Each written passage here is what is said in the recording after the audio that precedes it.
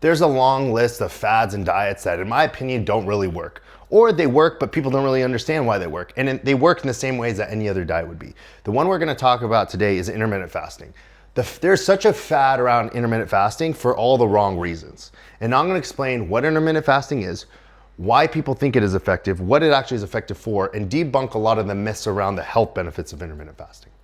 Essentially what intermittent fasting is small bouts of timed fasting throughout the day. It is not a prolonged over days. It is a amount of time that you spend not eating. For instance, in a 24-hour day, you might intermittent fast for 16 hours, which means you're not eating for 16 hours of the day. And then you'll eat for 8 hours, right? That's simply what it is. Now, why do people think this works? Well, they think you burn more fat because you're restricting the body. That's not the case. You're not burning more body fat. In order to burn more body fat, you need to be in a caloric deficit. So whether you're eating normally or in intermittent fasting, if you're not in a deficit, you're not losing body fat. You might prioritize fat being used as energy, so your body mobilizing fat and using it as energy, right? But if you're not in a deficit, it's going to take that energy that's surplus and bring it right back to body fat. You see how that is ridiculous, right? So you don't just burn more body fat because you're intermittent fasting. You need to be in a deficit. And if you're in a deficit, whether you're intermittent fasting, keto, or normal eating, whatever it may be, you're gonna lose body fat.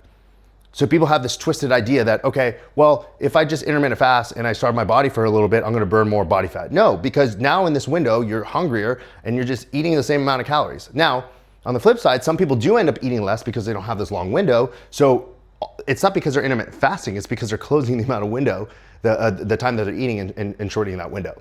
So they just have less time to pig out and eat like they usually did, okay? Now, why does this present a problems, okay? Firstly, your metabolism. You're telling the body, okay, for 2/3 of the day, right, more or less, you're not gonna get food. So during that time, don't expect us to do anything or any food to come in, so slow down. So you just slowed your metabolism because your metabolism is like, well, I'm not getting food, so why am I gonna ramp stuff up? Let me slow things down, right?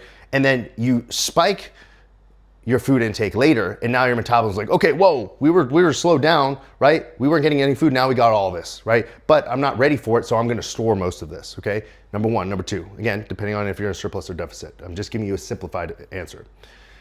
Second, when it comes to your digestion, okay?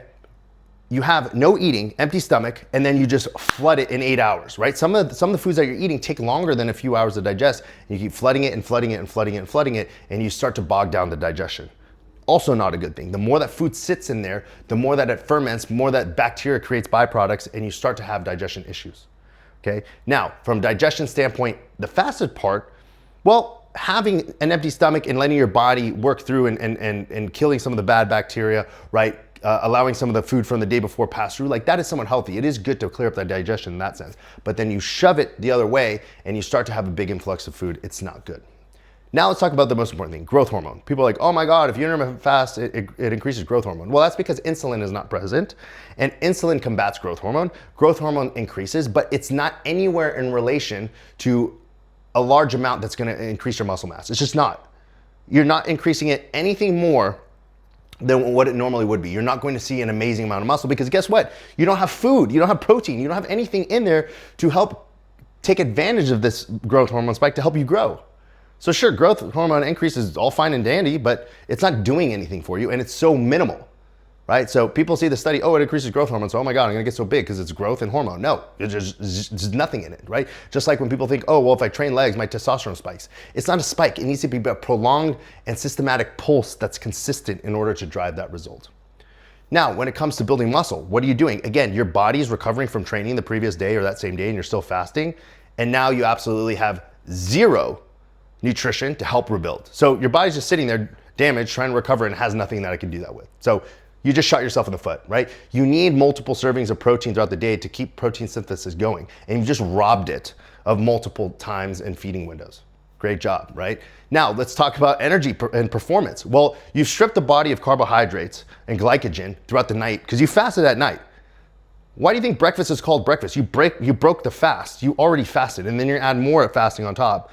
Right? So you just slept, you burned glycogen, your fuel, your gasoline for your workouts. You woke up, you still didn't eat, so you're burning more fuel, and then you're going in the workout and you have literally no energy left. You might think that you're giving it 100%, but where do you have more energy? Do you have more energy after full meals and a good night's sleep to train? Or is that 100% better than 100% of hey, I haven't eaten in 16 hours and I slept and now I'm just coming in here fresh with no gas in the gas tank to work out. Sure, you might be giving 100%, but it's not going to be the same output 100% as if you were fed. So now you've just completely ruined your workout performance and you're not going to see much muscle gain or progress from there.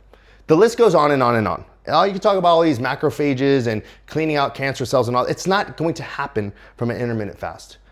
Again, it is not good for your health.